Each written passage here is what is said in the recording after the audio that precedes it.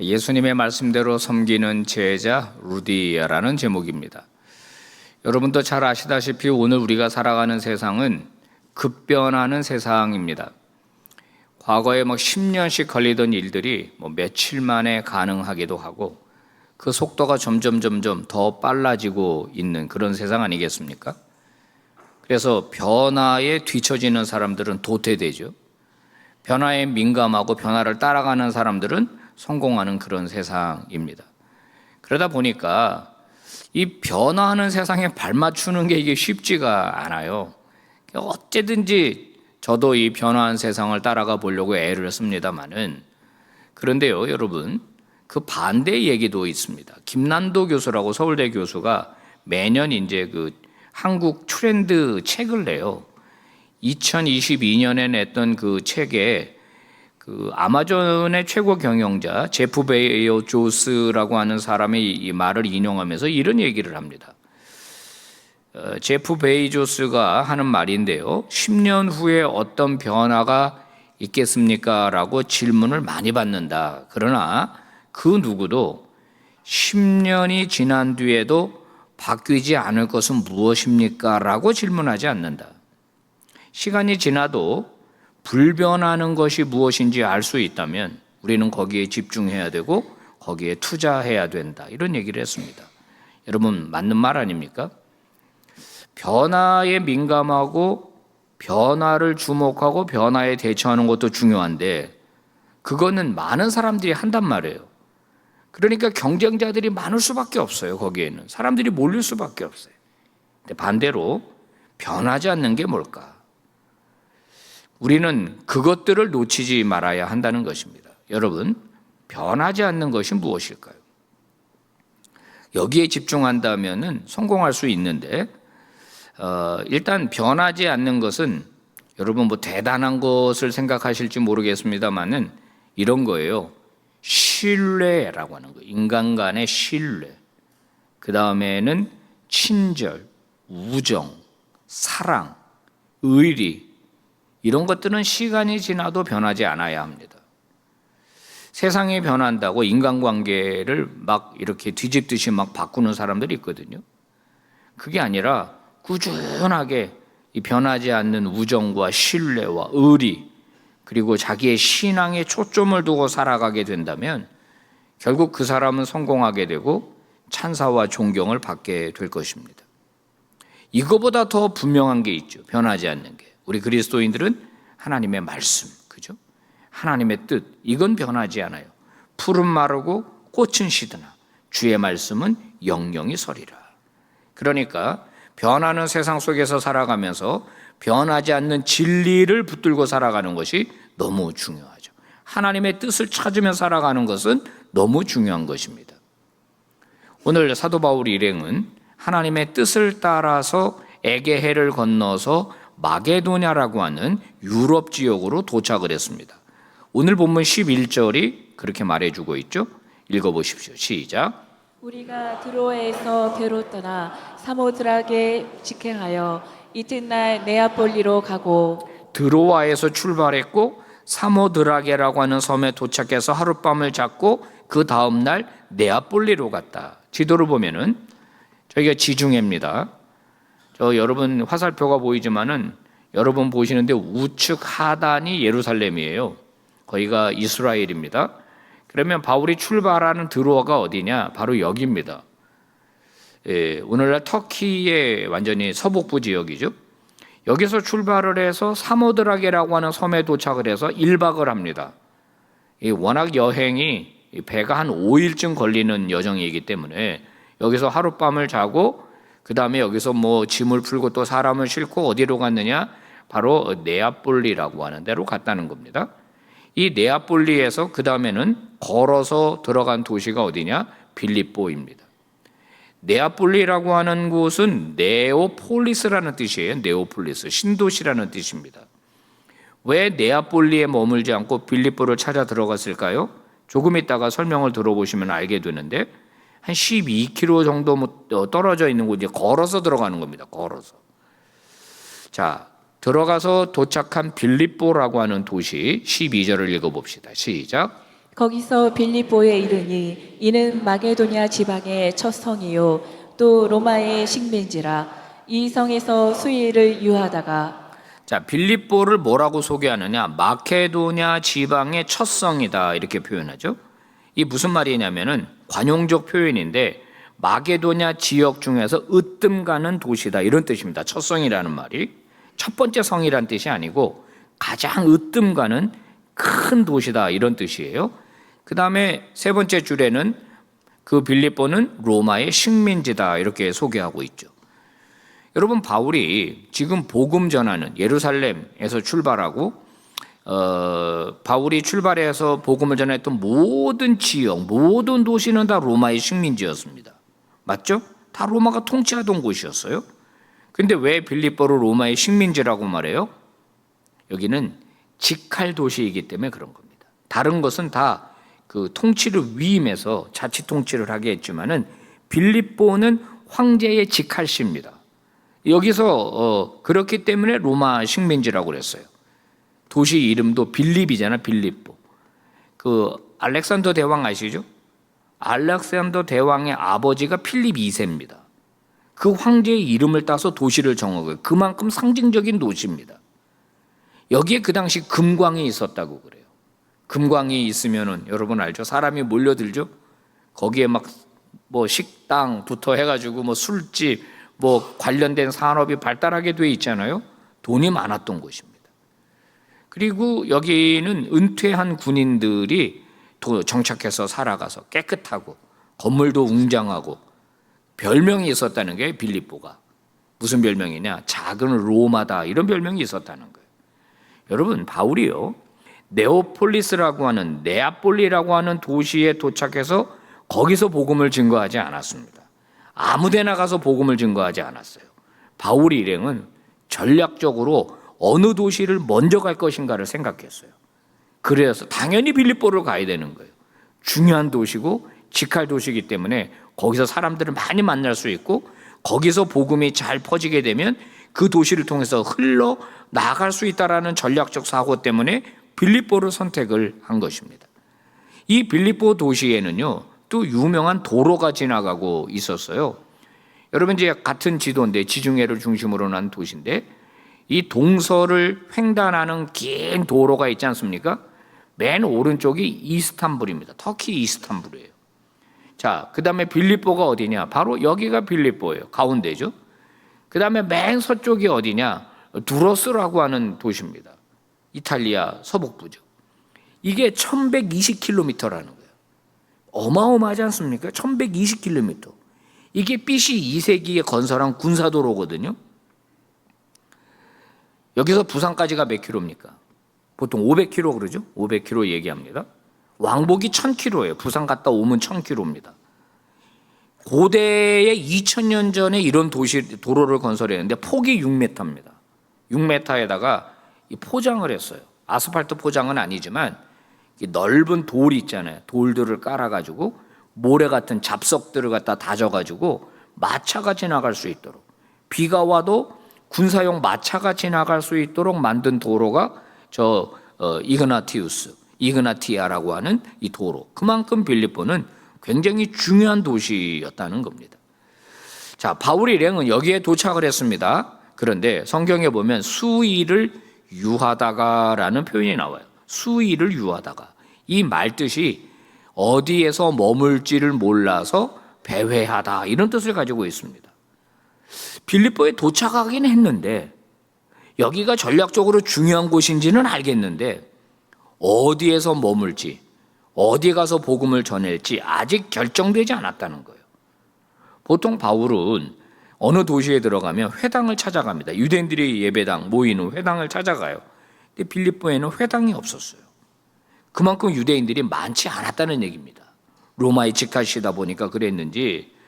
그러니까 바울이 이거 어디를 가야 되지? 어디 가서 복음을 전해야 되지? 라고 생각하면서 갈등했던 것 같습니다.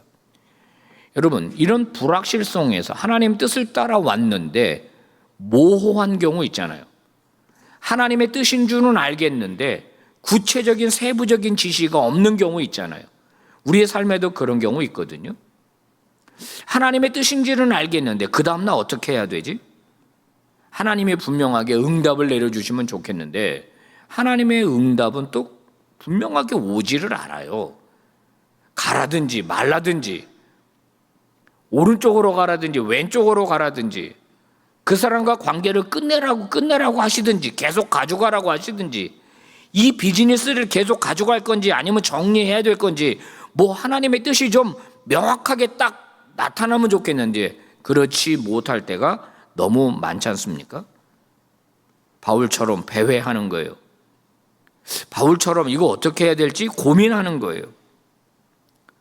대부분 어려운 상황이 이제 올 때 우리가 이런 생각을 하죠. 길이 잘 열리면 고민할 생각이 없어요. 그런데 길이 잘 안 열리고 어려운 상황에 처할 때 우리는 갈등하고 고민한단 말이에요.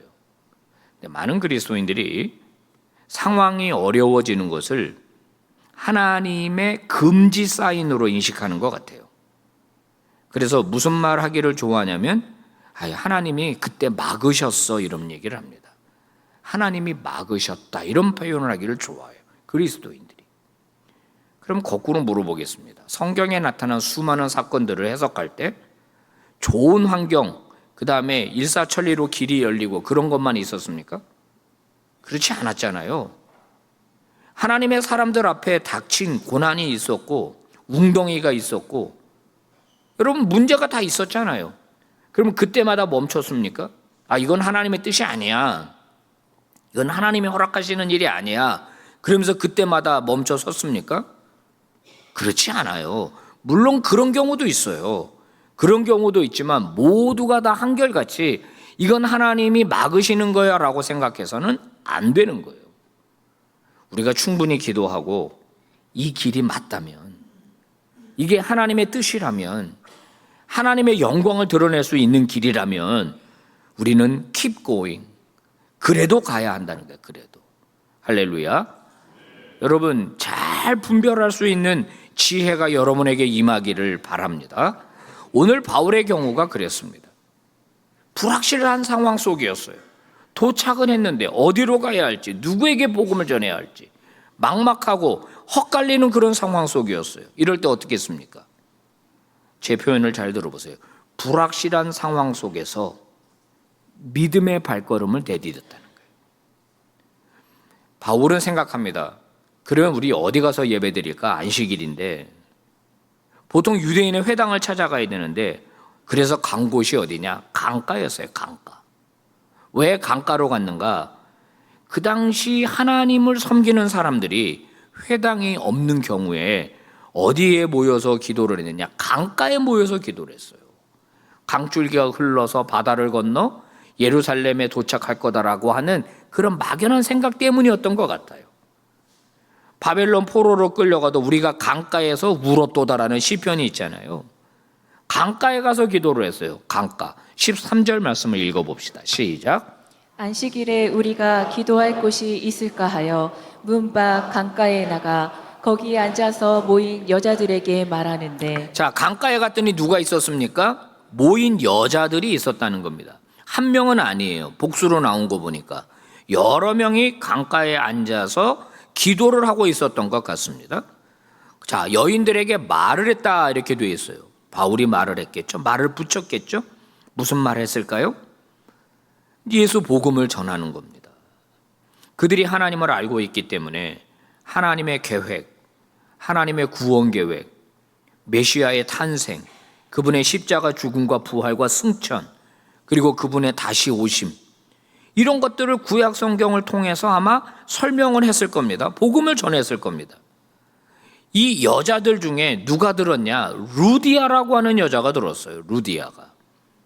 들었다라고 하는 표현은 집중해서 들었다는 말입니다. 14절을 읽어봅시다. 시작. 두아디라 시에 있는 자색옥감 장사로서 하나님을 섬기는 루디아라 하는 한 여자가 말을 듣고 있을 때 주께서 그 마음을 열어 바울의 말을 따르게 하신지라. 아멘. 루디아라고 하는 여자, 이름이 루디아다 우리가 그렇게 다 알고 있지만 학자들은 이 루디아가 리디아에서 나왔다고 봅니다. 이게 뭐냐면 터키 서북부 지역에 그 도시, 고대 도시 이름이 리디아거든요. 여기 출신이기 때문에 루디아 댁 이렇게 불렀을 거로 보는 사람들이 많아요. 우리나라도 옛날에 청주에서 오면은 청주댁 그랬잖아요. 이름 대신에 청주댁 뭐 이렇게 불렀거든요. 이천댁 뭐 이렇게 많이 불렀잖아요. 그 이름이 루디아라고 하는 여성입니다. 여기 그 여인을 하나님을 섬기는 루디아 이렇게 말했어요. 이 표현이 그 당시에 하나님을 믿는 사람들 중에 1차적으로 유대인을 가리키고, 유대인 말고 이방인 중에서 유대교로 완전히 개종한 사람이 있고, 그리고 개종하기 전에 하나님을 알고 하나님을 믿는 사람들이 있었어요. 그걸 이제 영어식 표현으로 fear라고 그래요. fear가 두려워하다, fearer 그러면 두려워하는 사람. 그래서 하나님을 섬기는 루디아라고, 아직 유대교 개종은 안 했고 하나님을 알고 있는, 구약 성경을 알고 있는 이 루디아가 바울의 전하는 복음을 들었어요. 아직까지는 하나님밖에 몰라요. 예수님은 몰라요. 근데 그 루디아가 복음을 듣게 된 것입니다. 자, 이 루디아라고 하는 여성에 대해서 조금 살펴볼 필요가 있어요. 제가 여성 CEO라고 표현을 했습니다. 성경에는 그녀에 대해서 자색 옷감 장사다 이렇게 그녀를 설명을 하거든요. 자색은 무슨 색이죠? 자색? 보라색이에요. 보라색. 보라색 옷감. 그 당시에 귀족들만 입었습니다. 보라색을 아무나 못 입었어요. 특별한 컬러입니다. 이 여인 출신이 리디아였잖아요. 두아디라시 출신이다 나오는데, 그 리디아의 두아디라라고 하는 도시는 첫 번째 염색 기술이 뛰어났던 도시로 알려져 있습니다. 거기가. 두 번째는 옷감 직조 능력이 뛰어난 곳으로 알려져 있어요. 왜 그런 도시 있잖아요. 몽골에 가면 뭐 사온다고요? 몽골? 캐시미어. 거기 유명하잖아요. 몽골 가면 싸고. 그런 것처럼 두아디라시라는 데가 염색 기술과 옷감 직조 기술이 뛰어났던 출신이에요. 그러니까 이 여인이 그거를 아이템 삼아가지고 비즈니스를 한 거예요. 거기서 염색하고 거기에서 만든 옷감을 수입을 해다가 이 빌립보라고 하는 귀족들이 많으니까 이거 파는 거예요. 그러니까 이런 여성은 굉장히 비즈니스 감각이 있는 여성이에요. 단순히 집에서 옷 빨래하고 애기 키우고 뭐 설거지하고 그 정도 여성이 아니에요. 국제 감각이 있고 무역 감각이 있고 장사 기술이 있는 그런 뛰어난 여성 CEO였다라고 하는 겁니다. 근데 그녀가 예수를 믿게 된 거죠. 어떻게 믿게 된 거냐? 성경은 주님이 그 여인의 마음을 열었다 이렇게 표현이 되어 있어요. 하나님이 하시는 일은 듣는 여인의 마음을 여는 것이고, 바울이 하는 일은 복음을 전하는 것이고, 이게 동시에 일어나는 거예요. 동시에. 여러분, 그러니까요, 우리는 복음을 전할 기회를 주실 때 주저하면 안 됩니다. 상대방의 마음이 열린 것 같다 이렇게 생각되었을 때 복음을 전하는 태도를 그리스도인들은 가져야 돼요. 누군가 새로운 사람을 만나고 그 사람과 교제했을 때 이분이 그리스도를 모르는 사람이라고 하면 우리는 이 사람에게 내가 언젠가 꼭 예수를 전해야 되겠다, 복음을 전해야 되겠다, 우리 교회를 알려야 되겠다라고 하는 생각을 해야 하고, 언제쯤 그 기회가 올까를 생각해야 돼요. 언제쯤. 여러분, 복음은 변하지 않아요. 진리는 변하지 않아요. 그런데 전달하는 방법은 얼마든지 바뀔 수 있어요. 과거 100년 전, 120년 전에 최권능 목사님이라고 하는 분은 복음을 어떻게 전달했죠? 짧은 2마디로 전달했어요. 예수 천당, 불신 지옥 이렇게 전달했거든요. 근데 요 글자만 가지고도 예수 믿는 사람들이 속출했었어요. 그러면 지금 100년, 120년이 지났습니다. 오늘도 똑같은 방법을 사용하면 어떨까요? 여러분 어때요? 해보신 적 있어요? 지금도 역전해 가면 그런 방식으로 복음을 전하는 사람들이 있습니다. 예수 천당, 불신지옥 그러면서 전도해요. 많은 사람들이 그 말을 듣고 길을 멈추고 막 와서 막 무릎 꿇고 예수를 영접하여? 안 그래요. 공회라고 생각해요. 공회. 그러니까 요즘은 어떤 방법이어야 되냐면 인격적 관계가 먼저예요. 내가 예수 믿는 사람이라고 할지라도 상대가 나를 인격적으로 존중하고 나를 신뢰할 만한 관계 형성이 먼저예요. 그리고 그 관계를 통해서 복음을 전하는 거지, 관계가 형성되어 있지 않는데 또는 상대가 나를 굉장히 부정적으로 보는데 내가 예수를 전하기만 하면 다다? 여러분, 역효과 아닙니까? 그 사람이 뭐라고 생각하겠어요? 당신이나 좀 똑바로 살아. 당신 늘 불성실하잖아. 당신 늘 신뢰할 만한 못할 말과 행동을 하잖아. 그런데 무슨 당신 예수 믿으라 그래? 이렇게 되면 곤란하지 않냐라는 거예요. 그러니까 우리 그리스도인들은 매사의 모든 삶에 있어서 진실되어야 하고 친절해야 되고 온유하고 겸손해야 돼요. 그래서 상대가 나를 신뢰할 수 있도록 하는 게 먼저예요. 그리고 복음을 전하는 믿음의 종들이 되기를 바랍니다. 자, 복음을 전했습니다. 그 다음에 어떻게 됐습니까? 15절 시작. 그와 그 집이 다 세례를 받고 우리에게 청하여 이르되 만일 나를 주 믿는 자로 알거든 내 집에 들어와 유하라 하고 강권하여 머물게 하니라. 자, 이 루디아라고 하는 여성의 그 다음 스텝을 보세요. 강가에서 복음을 듣고 강가에서 예수를 영접한 것 같아요. 그런데 그녀의 복음, 그녀의 예수 영접은 어떻게 이어집니까? 그 집이 다 세례를 받았다. 여러분, 루디아의 집이 세례를 받았다는 뜻이 아니잖아요. 건물이 세례를 받았다는 뜻이 아니잖아요. 그 집에 거하는 모든 사람이에요. 일단 자기 가족이 있었겠죠, 1차적으로. 두 번째는 비즈니스 하는 여성이니까 직원들이 있었을 거예요. 그 집에 소속된 사람들.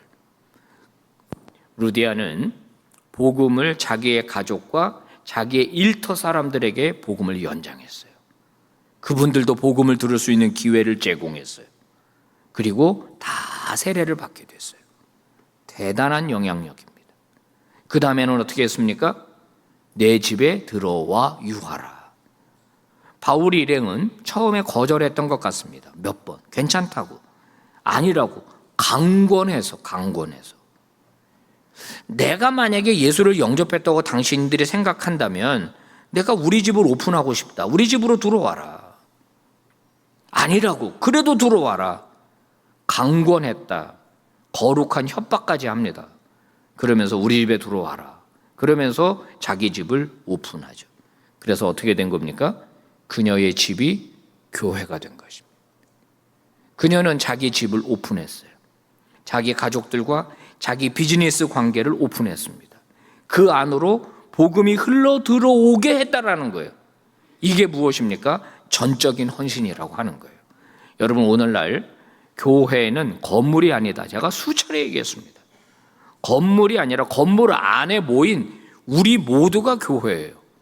그렇다면 여러분 한 사람 한 사람이 복음을 듣고 여러분 한 사람 한 사람이 그리스도인으로 살아가는 것이 우리 교회의 실제적인 내용이에요.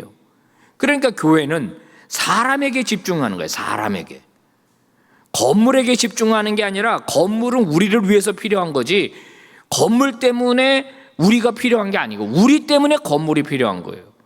사람에게 집중하기 때문에 우리가 다음 세대에 집중하는 거예요. 그런데 여러분, 헨드리 크레머라고 하는 유명한 신학자가 이런 얘기를 했습니다. 교회의 본질적인 주체는 사람인데 그 사람들이 냉동된 자산이 되고 있다. 얼어붙어 있다는 거예요. 쓸모없다는 거예요. 여러분, 이거 어떻게 생각하세요? 냉동된 자산이 된 성도. 성도는 성도인데 어떤 영향력도 없어. 예수를 믿기는 믿는데 얼어붙어 있다. 어떻게 생각하세요? 바울과 루디아의 만남으로 유럽 지역입니다. 유럽. 빌립보의 첫성, 마게도냐의 첫성에서 드디어 교회가 시작이 됐습니다. 그녀는 자신의 삶을 다 주님께 드렸습니다. 자신의 집도 드렸습니다. 자신의 관계도 드렸습니다. 자신의 비즈니스도 드렸습니다. 상당한 재정적 충당을 했을 걸로 봅니다. 바울 일행을 섬겨주었고 복음은 유럽 대륙으로 흘러가기 시작했어요. 그걸로만 끝났냐? 빌립보서를 보면은 나중에 감옥에 갇힌 바울이 빌립보 성도들에게 편지하는 내용 속에서 지속적으로 그들이 헌금을 보내왔고 그들이 바울에서 기도해 왔다는 걸 알 수 있어요. 복음적 관계가 지속되면서 이 선교 지향적 교회로 성장했다는 겁니다. 우리 교회 역사를 보면은 이런 글이 편람에 나와 있습니다. 1940년 김원성 장로의 사유지에 6칸 예배당이 건축됐다. 6칸 조그만 예배당이 건축이 된 거예요. 51년 6.25 사변 때문에 예배당이 파괴가 됐다는 게 우리 교회가. 그런데 김원성 장로의 8칸 창고가 예배당으로 드려졌고 거기서 이 퇴계원의 소수의 그리스도인들이 예배를 드렸다는 거예요. 64년 드디어 대지 100평을 기증하게 되고 그리고 거기에 48평짜리 예배당이 건축이 되었다. 무슨 말입니까? 우리 교회도 처음에 헌신한 사람들이 있었다는 거예요. 그분들 때문에 교회가 됐다는 거예요. 그리고 오늘의 지금 우리 빛과 소금 교회가 되었어요. 감사한 일이죠. 고마운 일이죠. 이제 우리는 뭘 생각해야 돼요? 이제 오늘 우리가 우리 교회를 어떻게 세워야 될지를 생각해야 되는 거예요. 우리 교회 공동체를 잘 세워가고 우리 교회 공동체가 어떻게 이 지역에 복음을 전할 수 있는지, 나는 내 무엇을 드릴 수 있는지 이것을 고민해 봐야 되는 거예요. 오늘도 헌신이 필요해요. 그래야 교회는 미래의 교회로 나갈 수가 있는 거죠. 하나님은 바울에게 루디아를 만나게 하셨고 그녀의 전적인 헌신을 통해서 교회를 세우게 하셨고 그녀를 통해서 복음이 마게도냐 지역으로 흘러가게 하셨어요. 다시 말씀드리지만 루디아는 자기 집을 드렸습니다. 자기의 관계를 드렸습니다. 자기의 비즈니스를 드렸습니다. 우리 모두도 마찬가지입니다. 여러분, 교회에서의 헌신만을 말하는 게 아닙니다. 여러분의 일상성의 헌신, 여러분 가정에서, 일터에서, 학교에서 여러분의 직업을 예수 그리스도로 드리시기를 바랍니다. 그리고 여러분의 삶이, 여러분의 인생이 복음을 증거하고 복음을 전달하는 그런 통로가 될 수 있기를 주의 이름으로 축복합니다. 헌신을 두려워하는 사람들이 많습니다. 적당히 믿어라, 적당히 빠져라, 발을 많이 담그지 마라, 이런 얘기가 공공연하게 그리스도인들에게 들리고 있어요. 여러분, 정말 그런 겁니까? 우리가 예수를 믿을 때, 신앙생활을 할 때 적당히 믿어야 되는 것입니까? 네덜란드 속담입니다. 비에 젖은 자는 비를 두려워하지 않는다. 여러분, 주님 앞에 내 삶을 다 드린 사람은 헌신을 두려워하지 않습니다. 왜냐하면 내 삶 자체가 예수 그리스도께 드려진 것이기 때문에 그래요. 여러분, 예수 그리스도께 내 삶을 전체 다 드리면 불편해집니까? 망합니까? 어려워지는 것입니까? 죄송하지만 그 반대입니다. 그 반대예요. 드려보지 않았기 때문에 모르는 겁니다. 드려본 적이 없기 때문에 하나님의 복이 임하지 않는 거예요. 여러분의 일상을 우리 하나님께서 축복하실 수 있도록 여러분, 제발 적당히 믿지 말고 온전히 믿게 되기를 주의 이름으로 축복합니다. 저는 우리 청년들, 다음 세대의 단기 선교, 항공료는 본인이 부담하고 체류하면서 사역 비용은 우리 성도들이 헌금하게 하는 걸 원칙으로 세웠습니다. 그렇게 하고 싶었어요. 이번에도 많은 분들이 도와주셨습니다. 티셔츠를 구입하고 십시일반 도와주고, 어떤 분들은 전화를 걸어서 해당 목사님에게 사역비가 얼마나 부족하냐 그러면서 정말 큰 돈을 헌금해 주신 분도 계셔요. 얼마나 감사한지 모릅니다. 그런 마음, 그런 수고, 그런 헌신이 저는 우리 교회를 세워갈 거라고 믿습니다. 한 번밖에 없는 인생입니다. 대충 믿다가 하나님 앞에 가면 얼마나 창피할까요? 대충 섬기다가 하나님 앞에 가면 얼마나 죄송할까요? 여러분에게 권면합니다. 여러분의 모든 인생이 주님의 것이 되게 하시기를 바랍니다. 여러분의 가정도, 여러분의 비즈니스도, 여러분의 무엇도, 학업도, 달란트도 다 주께 드려 영광이 되게 하시는 믿음의 종들 되기를 바랍니다. 주께 쓰임받는 복된 인생 되기를 바랍니다. 자, 이 말씀 읽어봅시다. 시작. 그와 그 집이 다 세례를 받고 우리에게 청하여 이르되, 만일 나를 주 믿는 자로 알거든 내 집에 들어와 유하라 하고 강권하여 머물게 하니라. 아멘. 하나님 아버지 고맙습니다. 오늘도 도전해 주시고 깨우쳐 주셔서 감사합니다. 온전한 헌신, 다 드리는 헌신, 아버지 이분법적인 헌신이 아니라 아버지 앞에 내 삶과 내 비즈니스와 내 가정과 내 달란트와 내 전공을 드리는 그런 믿음의 아들, 딸들 되게 하셔서 저들을 통하여 영광받아 주옵시고 저들을 통하여 복음이 확장되게 하여 주시옵소서. 예수님 이름으로 기도 올리옵나이다. 아멘.